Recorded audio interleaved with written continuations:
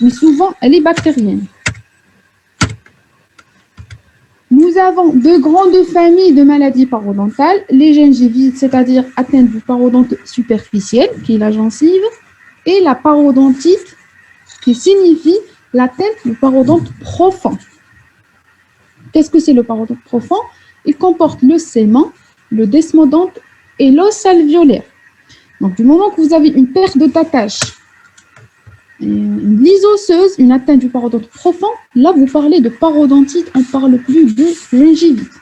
D'accord? Retenez ça. À présent, on va voir les étiologies des maladies parodontales. En fait, il existe plusieurs classifications décrivant l'étiologie ou les étiologies des maladies parodontales.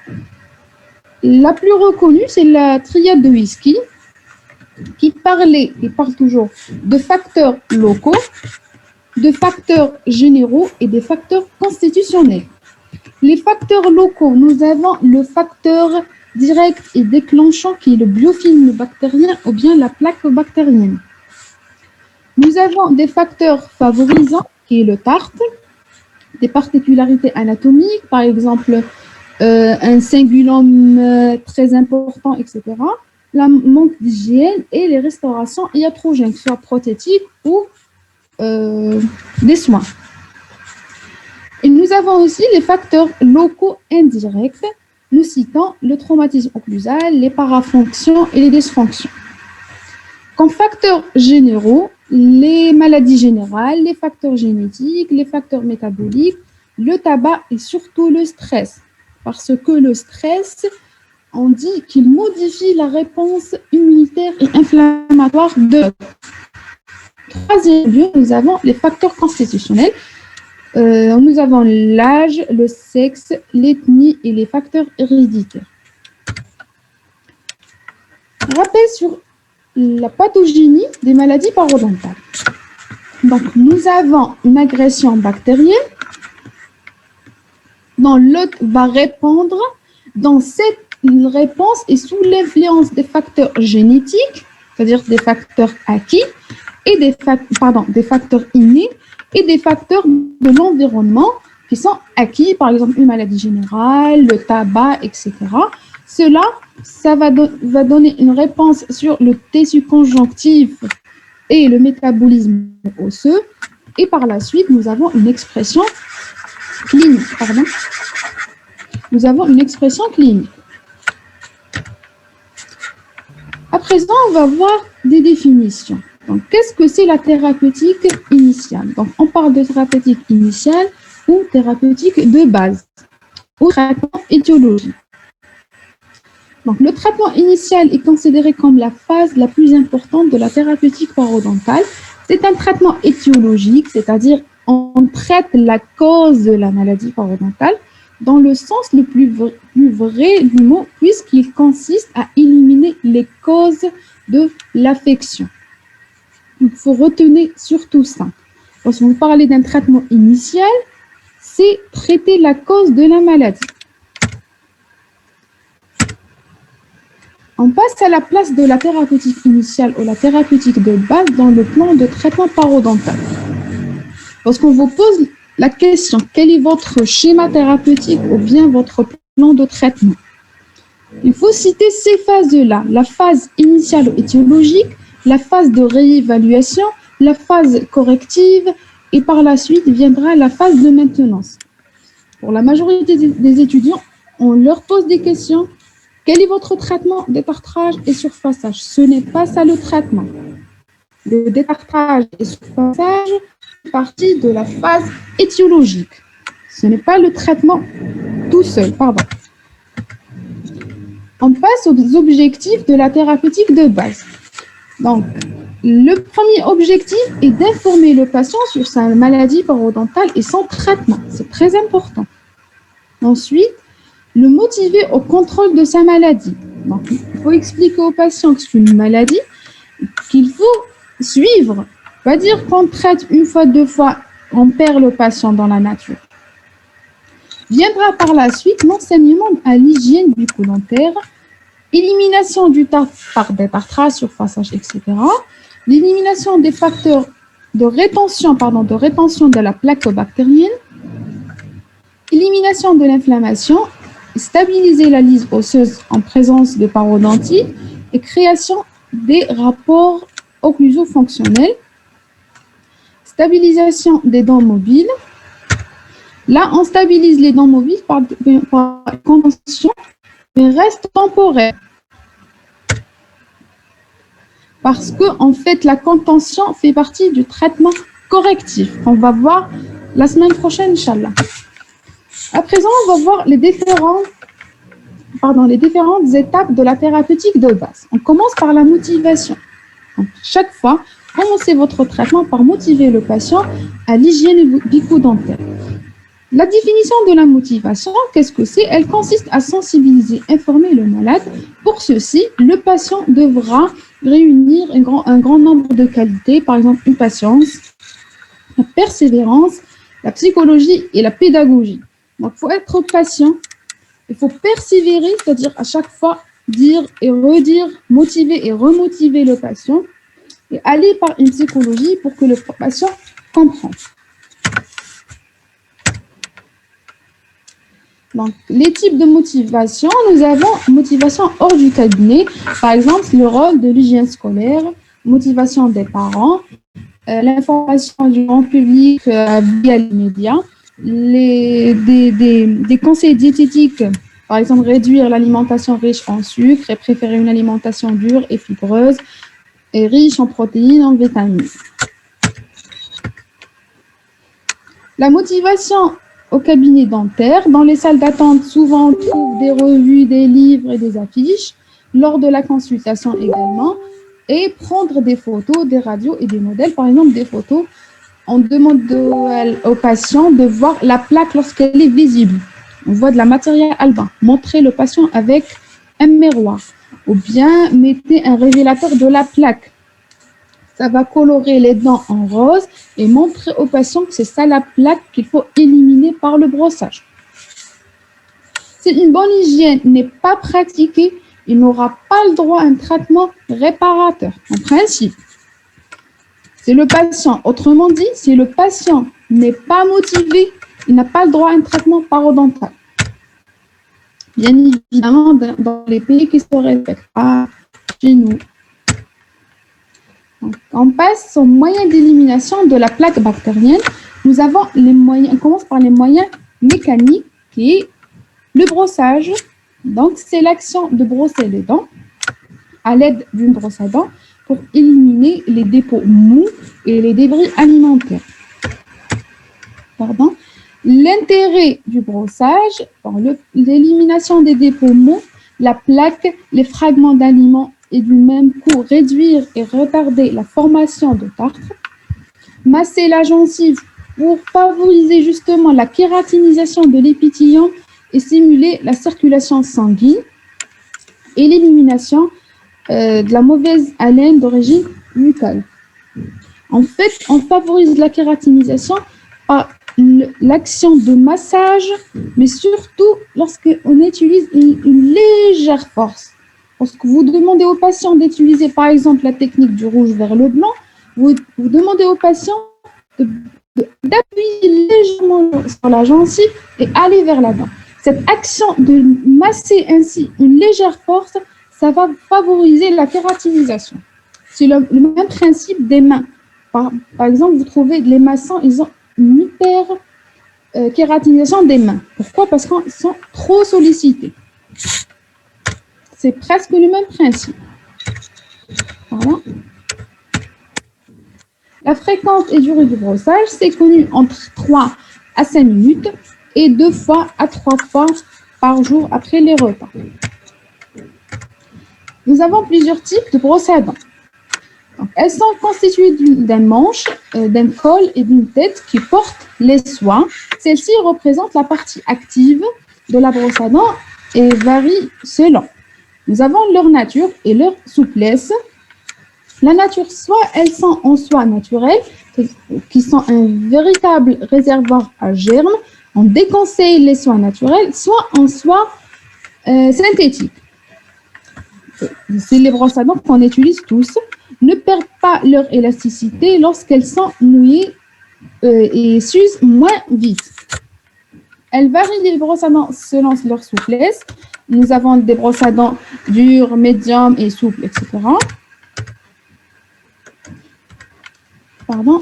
Elles varient également selon le nombre de touffes. Nous avons des brosses à dents monotouffes, pardon. Voilà. Vous avez des brosses à dents qui comportent 2 rangées de 6 touffes et des brosses à dents comportent 3, 4, 6 rangées de 10 touffes. Le type des brosses à dents, nous avons les brosses à dents manuelles et des brosses à dents électriques qui font des mouvements horizontaux et de rotation qui sont surtout indiqués pour les patients handicapés. Nous avons les brosses à dents ultrasoniques pourvues d'un système d'éclairage. Bon, on n'a jamais vu, mais elle existe, ces brosses à dents ultrasoniques. Les moyens du brossage. Bon, on a parlé de la brosse à dents, maintenant on passe aux pâtes dentifrices, qui sont des substances polissantes qui complètent le nettoyage mécanique de la brosse à dents par l'apport de substances inertes qui ont une action détergente. Les agents abrasifs, les pyrophosphates, sont les agents anti-tartre, plusieurs protections qui ont un rôle dans la protection contre les caries. En fait, la pâte dentifrice, elle a un rôle surtout de lubrification. On ne peut pas se brosser les dents seulement avec la brosse à dents, il nous faut un lubrifiant. Avec ce lubrifiant, c'est bien de rajouter quelques substances, par exemple, qui rajoutent la pâte dentifrice devient plus abrasive. Pas trop, mais légèrement abrasive. Des substances comme le fluor, qui a un rôle dans la protection des caries. Également, par exemple, des substances qui ont un rôle dans la sensibilité dentaire. Le brossage présente quelques contre-indications. Par exemple, la phase aiguë, vous voyez là, l'image à gauche, c'est une gingivite ulcéro-nécrotique. Lorsque le patient se plaint d'une gingivite ulcéro-nécrotique, le brossage est impossible. Pourquoi? Parce que la gencive est tellement douloureuse, il ne peut même pas s'alimenter. Alors là, se brosser les dents. Deuxième contre-indication, nous avons les réactions inflammatoires chez les patients RAD. On parle d'éradiation cervico-faciale, bien évidemment. Voilà. Et là, l'image à droite, après chirurgie, par exemple, là, on a fait une gingivectomie. Le patient ne peut pas se brosser le site chirurgical. Par contre, les autres sites doivent être brossés. Et dans les premiers jours qui suivent une lésion traumatique, bien évidemment, le patient ne peut pas se brosser. À présent, on va voir les méthodes du brossage. On commence par la méthode horizontale, qui est la plus simple. Elle est indiquée chez les patients très jeunes, des patients ne dépassent pas les 3 ans, 4 ans, c'est-à-dire chez les enfants. Comment elle est la technique? Les arcades sont en occlusion et le patient est invité à faire des mouvements de va-et-vient, tout simplement. Son inconvénient, c'est la persistance des débris alimentaires dans les sillons gingivo-dentaires. Pourquoi? Parce que le sillon gingivo-dentaire n'est pas gagné par les poils de la brosse à dents. On passe aux méthodes circulatoires de Furness. Elle est indiquée chez les enfants et patients ayant une parodontie saine. La technique, la brosse à dents se positionne à 90 degrés par rapport à la surface dentaire, le patient étant en occlusion. Les mouvements de rotation concernant les surfaces vestibulaires, puis les surfaces linguales, les surfaces occlusales seront brossées de mouvements de va-et-vient et rotatoire. Les mêmes inconvénients, on ne peut pas atteindre le sillon gingivo-dentaire. Ainsi, deuxième inconvénient, nous avons le risque d'avoir des récessions. Le fait de faire ces mouvements de rotation, notamment le côté vestibulaire, vous risquez de créer des récessions. On passe à la méthode verticale, qui est la méthode du rouleau. Donc, elle est indiquée chez les patients ayant adultes ou adolescents ayant parodontie saine. Comment elle est? vous orientez la brosse à dents 45 degrés par rapport à l'axe de la dent en appuyant légèrement sur la gencive en bouche ouverte. Ensuite, la brosse à dents, excusez-moi, la technique course de la brosse à dents de la gencive à la dent, les poils se plient, stimulent ainsi la gencive et enfin le mouvement permet d'enlever la plaque marginale et interdentaire. Comme vous voyez là, dans cette image, excusez-moi, je ne trouve pas la souris. Voilà. Là, la brosse à dents, elle est sur la gencive. Vous exercez une légère pression. Ensuite, vous réalisez un mouvement vertical de la gencive vers la dent. La technique de base, c'est le contraire de la technique précédente. Elle est indiquée pour les patients ayant un parodonte sain ou bien des patients souffrant de gingivite ou parodontite, notamment, retenez ça, notamment en présence de poches parodontales, qu'elles soient vraies ou fausses poches. La position de la brosse à dents, donc, elle est inclinée à 45 degrés par rapport à l'axe dentaire. L'extrémité des poils se trouve dans le sulcus, c'est-à-dire le fait d'incliner vers le haut, par exemple par du maxillaire, vous inclinez vers la gencive. Donc, quelques poils vont gagner le sillon gingivo-dentaire. La technique, donc en bouche ouverte, c'est juste des mouvements de vibration. La basse modifiée, ça ressemble aux basses, c'est-à-dire orientation 45 degrés, les poils dans le sulcus, mais là, des mouvements de vibration, on rajoute les mouvements de balayage. On passe à la méthode de Stillman, qui est indiquée en cas, excusez-moi, pour la méthode du basse, elle est contre-indiquée en présence de récession.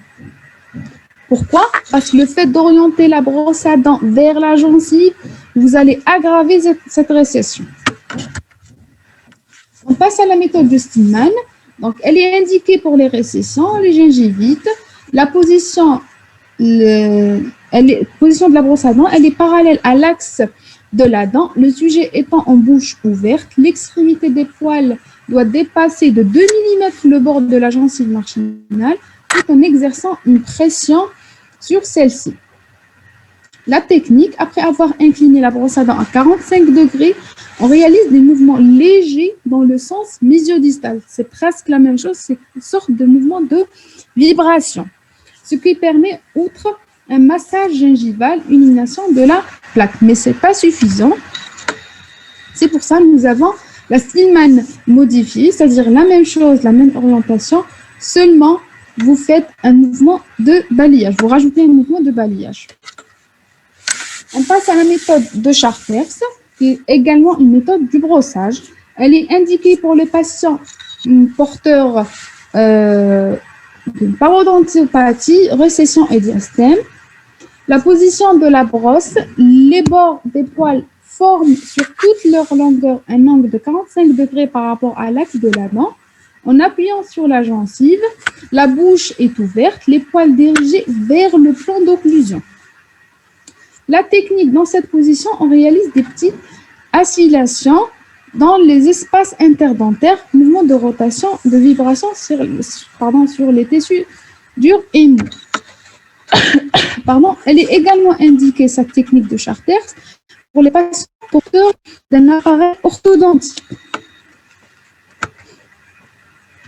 Passons aux adjuvants du brossage, nous avons le fil dentaire en soie. Il est indiqué en présence de chevauchement ou bien des dents trop serrées. Pourquoi? Parce que le brossage seul est insuffisant dans ce cas. Il faut nettoyer les espaces interdentaires. Avec la brosse à dents, ce n'est pas possible. Par contre, le fil dentaire, on pourra gagner les espaces interdentaires, notamment lorsque les dents sont trop serrées. Bon, elle existe en bobine ou bien avec les tiges. Les cure-dents qu'on déteste, nous les parodontistes. Pourquoi? Parce que ça crée des diastèmes. En fait, sont contre-indiqués. Les brossettes interdentaires, elles sont indiquées en présence de diastème. ou bien pour les patients porteurs d'un appareil orthodontique. Nous avons les stimulateurs et les hydropulseurs. Les hydropulseurs, c'est un appareil ça projette de l'eau avec un débit très élevé. Il est indiqué pour les patients qui ont un bridge avec une longue pontique. Vous savez ce que c'est la pontique? C'est l'intermédiaire du bridge. Donc l'hydropulseur va permettre le nettoyage entre la pontique et la fibre muqueuse buccale. Voilà, parce qu'il n'existe pas de gencive. Et en dernier, nous avons les gratte-langues. Passons aux moyens chimiques.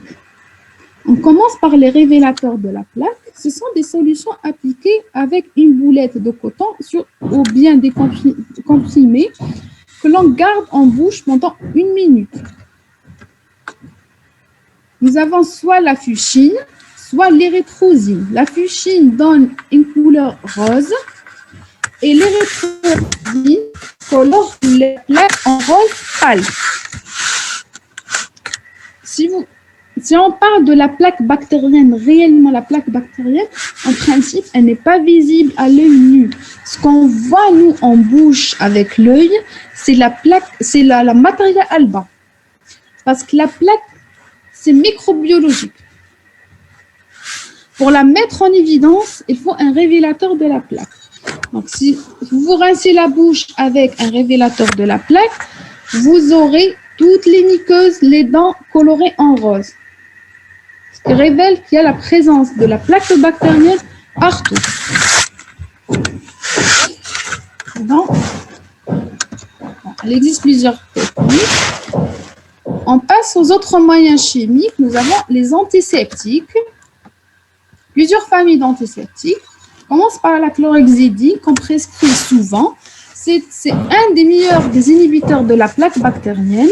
Et à ce titre, cet agent bactéricide et bactériostatique, c'est-à-dire qu'il a l'avantage d'être bactéricide et bactériostatique, a été largement expérimenté sous forme de gel et de dentifrice.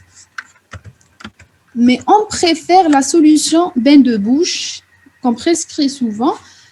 Son inconvénient, on utilise plus de 10 jours, ça va colorer la langue et les dents, ça va donner une couleur rose. C'est réversible, mais ça va persister quelques jours. Deuxième antiseptique, nous avons l'exitidine, qui a un pouvoir antibactérien à large spectre, en inhibant la formation de la plaque bactérienne. Sanguinarine, on n'utilise pas souvent. L'estérine, si. C'est un bain de bouche à base d'huile antibactérien à large spectre, retarde la formation de la plaque supragingivale.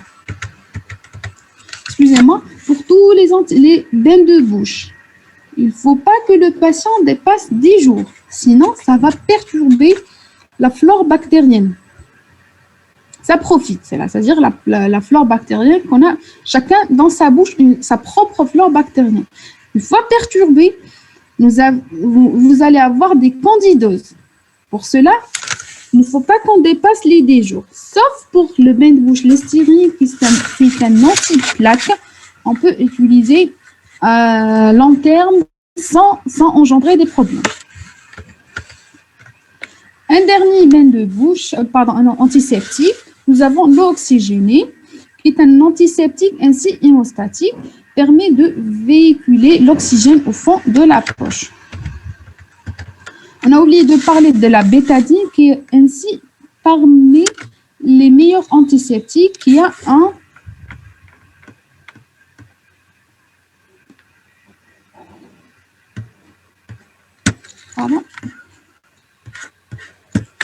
excusez-moi. Je parlais de la bétadine qui a un effet bactéricide également. Passons au détartrage et surfaçage radiculaire.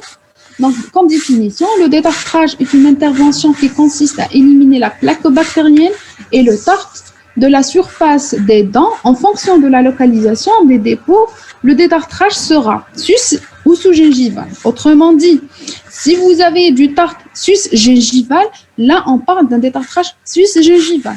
Si le tartre est sous-gingival, là, le détartrage sera nommé détartrage sous-gingival. Définition du surfaçage radiculaire. C'est le procédé par lequel le tartre et le sément nécrosé doit être détaché des surfaces radiculaires exposées par la maladie parodontale et ou les récessions dentaires.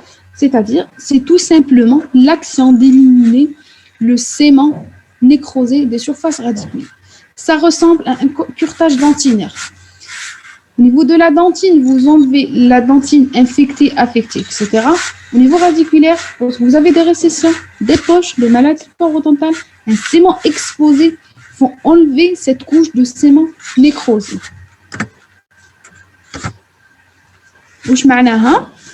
Le surfaçage radiculaire n'est pas indiqué en présence de gingivite. Pourquoi? La gingivite est une atteinte du parodonte superficiel. Nous n'avons pas de sément exposé. Par contre, dans les parodonties, vous avez atteint du parodonte profond. Le traitement détartrage suivi d'un surfaçage. On passe au but des détartrage surfaçage, ce qu'on appelle le traitement mécanique.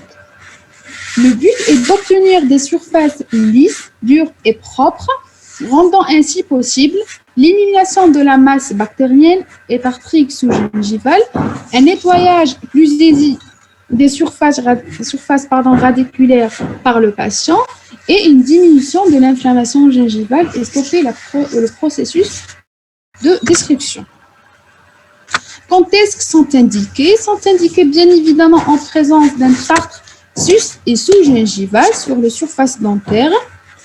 Dans le cadre des gingivites et des parodonties, le détartrage et surfaçage sont un temps essentiel dans la thérapeutique initiale, dans le cadre d'une thérapeutique non chirurgicale et chirurgicale.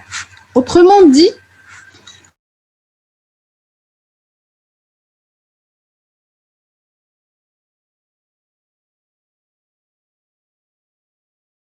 ça existe en deux appareils, mais souvent on utilise au cabinet ou dans la clinique les ultrasons.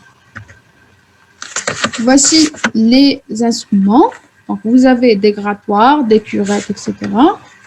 Vous avez déjà vu en TD l'année passée. Et voici l'appareil ultrasonique. C'est pas la peine de mettre un instrument, c'est juste l'appareil. Vous mettez l'insert, vous serrez bien et ça fonctionne par des vibrations. Ça crée des vibrations et ça détache le tartre de la surface dentaire. Donc, la technique du détartrage surfaçage, donc préparer un champ opératoire bien évidemment. L'anesthésie en cas d'hypersensibilité très importante, sinon on fait le détartrage sans anesthésie. On précède d'abord au détartrage sus-gingival, toujours commencer par le sus-gingival, afin de faciliter l'accès en sous-gingival. Certaines règles doivent impérativement être respectées lors du détartrage et surfaçage. Par exemple, le point d'appui qui doit être proche de la zone à détartrer pour assurer la stabilité des mouvements. Et la prise de l'instrument en porte-plume standard. Lorsque vous faites le détartrage, il faut toujours prendre appui. C'est comme lorsque vous utilisez la turbine. Il faut prendre appui pour avoir des gestes sûrs. Regardez, là, il travaille, il fait le détartrage sur la 11 et prend appui sur la 21. Et le port de l'instrumentation. La technique proprement dit, donc après le détartrage sus-gingival, la surface radiculaire est d'abord explorée à la sonde pour connaître la profondeur de la poche et la position des dépôts calciques. C'est-à-dire, on sent le tartre, sa position, elle est où? La curette est insérée jusqu'à la base de la poche, sa face lisse en regard de la gencive, pour ne pas blesser la gencive. La curette est tournée en position de travail, puis un mouvement de traction est effectué en direction apico-coronaire en gardant un angle de 60 à 80% avec la racine. Ce mouvement est répété jusqu'à l'obtention d'une surface lisse et dure contrôlée à l'aide de la sonde. On reprend. Vous avez votre instrument. Vous faites votre détartrage sus-gingival. Vous avez éliminé le sus-gingival. Maintenant, vous aurez accès au sous-gingival, c'est-à-dire accès à la poche. Ramenez votre instrument, ramenez votre sonde. Essayez de passer votre sonde pour sentir il est où les spécules de tarte. Ensuite, vous insérez votre curette. Pourquoi la curette? Parce qu'elle a une extrémité lisse qui est contre la gencive pour ne pas la déchirer, et l'extrémité travaillante, elle est contre la racine. Et vous faites des mouvements apico-coronaires pour obtenir une surface lisse. Terminez votre détartrage et surfaçage, bien évidemment, toujours par un polissage et des conseils post-opératoires. Les inconvénients et limites de cette thérapeutique, donc élimination partielle de la plaque et du tartre dans les zones peu accessibles. Par exemple, les furcations, les poches parodontales étroites ou trop profondes, ou bien les surfaces radiculaires. Dans ce cas, par exemple, les furcations et les poches très profondes et étroites, c'est l'indication du chirurgie, c'est-à-dire on fait un lambeau pour qu'on puisse bien nettoyer cette zone. Deuxième inconvénient, donc nous avons élimination plus lente des poches et élimination partielle des tissus de granulation et ne permet pas de remodelage gingival. Le remodelage gingival est obtenu par la chirurgie. Quels sont les facteurs influençant les résultats cliniques? Donc, vous avez la mauvaise hygiène. Autrement dit, si vous faites votre acte dans les règles de l'art, vous faites un bon détartrage, un bon surfaçage, mais le patient il a une très mauvaise hygiène. Donc, l'inflammation gingivale va persister. Donc, comme si vous faites rien. Le débridement insuffisant, c'est-à-dire le surfaçage insuffisant, absence de contrôle régulier, maladie d'ordre général, par exemple le diabète qui modifie la réponse du parodonte, le tappin, la persistance des poches qui vont rester comme niche à plaque et les atteintes, surtout les atteintes de surfaçage parce que ce sont des zones inaccessibles. Donc, on a vu dans la thérapeutique initiale la motivation à l'hygiène, ensuite le détartrage surfaçage et maintenant on va voir l'antibiothérapie. Donc, hormis l'utilisation prophylactique chez les patients à risque, l'administration des antibiotiques chez les patients atteints de parodontite doit être limitée. C'est-à-dire, sauf si vous avez réellement une indication. Pas pour toute parodontite, vous faites une prescription. Par exemple, en présence d'un abcès parodontal, vous faites une prescription. En présence d'une gingivite liée à la plaque, vous ne faites pas de prescription d'antibiotiques. Pour les antibiotiques les plus utilisés ou prescrits en parodontie, nous avons l'association amoxicilline-métronidazole. On passe à l'élimination des facteurs iatrogènes de rétention de la plaque. En parodontologie, c'est par réalisation d'un surfaçage radiculaire.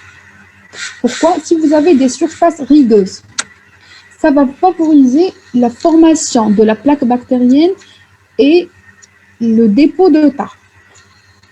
Donc, il faut bien faire votre surfaçage et rendre la surface lisse et polie pour ne pas favoriser cette formation de plaque. Notre exemplaire, vous avez lors de l'inisection ou d'une amputation radiculaire, un surplomb de la furcation doit s'éliminer. Qu'est-ce que c'est l'inisection? Par exemple, vous avez la 36. Vous avez la racine distale dont radiologiquement et cliniquement vous n'avez aucun support. une poche très profonde. Par contre, la racine mésiale est saine avec un support parodontal, sans poche, etc. Pour ne pas extraire toute la dent, on réalise une hémisection. C'est-à-dire, vous faites l'extraction de la moitié de la dent, racine distale et couronne. Vous faites l'extraction et vous gardez la moitié mésiale. Parfois, lors de la réalisation de l'hémisection, on laisse des surplans. Ces surplans seront des niches à plaques. Et aussi, nous avons les contentions. Parfois, les contentions retiennent les plaques, notamment si on met trop de composite. En odontologie conservatrice, bien évidemment, les restaurations débordantes qu'il faut éliminer, sinon ça ne va pas faciliter le nettoyage et ça va faciliter le dépôt de la plaque bactérienne.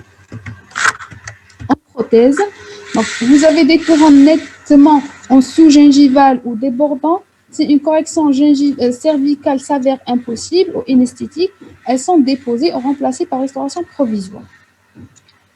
Ou bien, élément intermédiaire inadéquat, correction, donc il faut une correction au remplacement du pont, ce qu'on appelle la pontille.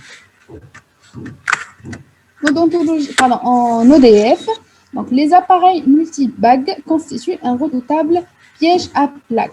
Multibagues, c'est l'ancienne technique, ils mettaient des bagues autour de toute la dent. Ça favorise la rétention de la plaque, ainsi les caries. Même les appareils multi-attaches. En pathologie, donc il faut éliminer tout type de racines. Si vous laissez des tables fracturées, il faut tout éliminer pour ne pas avoir une gêne, pour ne pas favoriser la rétention de la plaque également.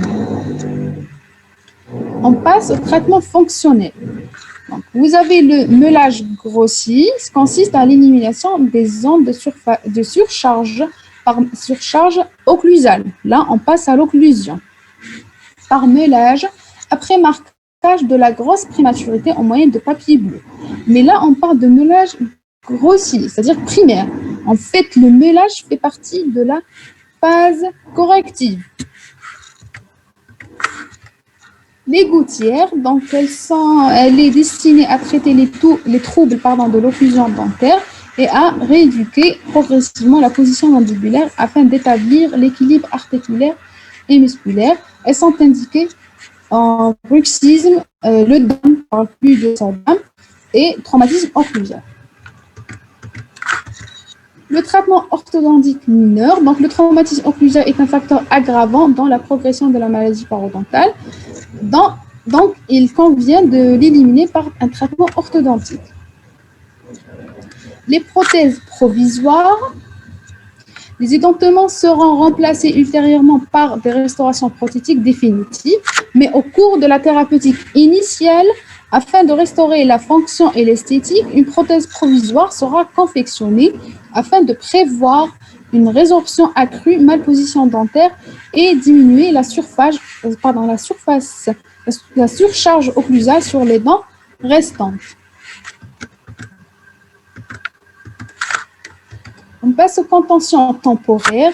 Le mot contention veut dire tenir avec. Cela se traduit par l'immobilisation temporaire parce qu'on est toujours dans la phase initiale. On n'est pas arrivé à la phase de traitement occlusal, un traitement correctif.